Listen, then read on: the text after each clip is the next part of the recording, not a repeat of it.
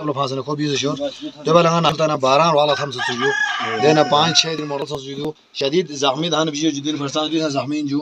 دين مردال سو بين انت مردال سو بين دين از زحمين اس نايز کوسا چوغر دب سے السلام علیکم ناظرین، آپ دیکھ رہے G B tune H D اور میں ہوں نجم الدین نیر۔ جی ناظرین، میں موجود ہوں ضلع گانچھے میں۔ اگر ہم آپ کو بتاتے چلے تو گزشتہ رات ضلع گانچھے کے نواحی گاؤں سنو ویلی میں برفانی چیتے نے مقامی شخص کے گھر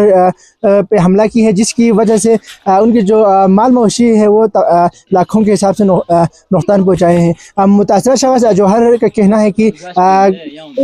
کل رات کو ان کے گھر میں جو برفانی چیتے نے حملہ کی تھی، جس کی وجہ سے ان کے گھر میں لاکھوں کے حساب سے جو مال مویشی ہے ان کو نقصان پہنچائے ہیں۔ ان کا کہنا ہے کہ ان کے جو اب تک کی جو اطلاعات کے مطابق ان کا کہنا ہے کہ ان کی جو 7 کے قریب جو مال مویشی ہے وہ مکمل وہ مر چکے ہیں، تاہم مر چکے ہیں۔ اس کے علاوہ تقریباً 5 کے قریب جو بکریاں ہیں وہ ابھی بھی زخمی ہیں، تاہم 3 سے 4 کے قریب جو بیر بکری ہے وہ مکمل طور پر ابھی تک لاپتہ ان کو نہیں ملے۔ ان کا کہنا ہے کہ ان کے جو نقصان کا فی الفور ازالہ کیا جائے، کیونکہ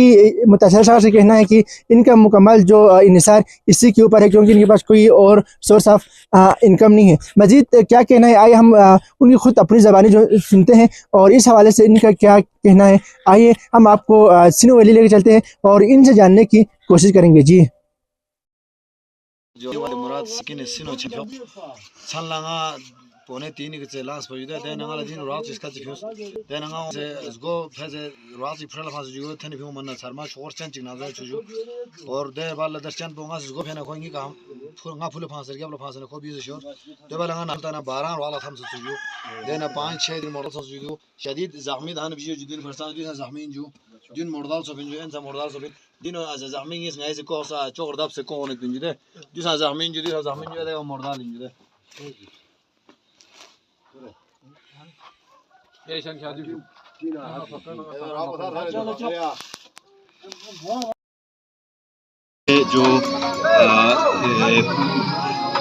جنگلی حیات کے تحفظ کے لیے جو کام کرنے والے ادارے ہیں ان سے بھی گزارش ہے کہ ان کی باقاعدہ نگہداشت کیا جائے اور اس طرح کمیونٹی کو بھی اس حوالے سے آگاہ کیا جائے کہ برفانی چیتا پہاڑوں پہ ہے یا گاؤں کے قریب آیا ہے، یہ یہاں اس طرح کا کوئی بھی یہاں پہ نظام نہیں ہے۔ ایک نام نہاد ایک وائلڈ لائف نام کی کوئی محکمہ ہے، لیکن یہاں پہ نہ ان کا کوئی ملازمین نظر آتا ہے، نہ کوئی ان کا کوئی واچر نظر آتا ہے جو ان چیزوں کی دیکھ بھال کرے اور باقاعدہ لوگوں کو آگاہی دے دیں کہ یہاں پہ برفانی چیتے کا حملے کا خطرہ ہے، لہٰذا مویشیوں کی دیکھ بھال کریں۔ تو اسے کوئی انتظام نہیں ہے، جس کی وجہ سے یہاں کے لوگوں کو کافی نقصانات کا سامنا کرنا پڑتے تھے۔ اس سے پہلے بھی حالیہ سالوں میں بھی